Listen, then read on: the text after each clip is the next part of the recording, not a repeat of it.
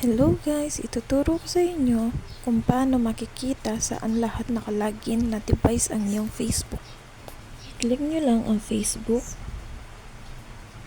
then 3 lines, then setting, password and security. Sundin nyo lang, then password and security again, where you are logged in, then accounts nyo. Ayan, kung may login sa other device, i-log out nyo lang yan guys. Sa akin kasi wala. Then back na tayo. Dito naman sa login alerts, punta ulit sa account.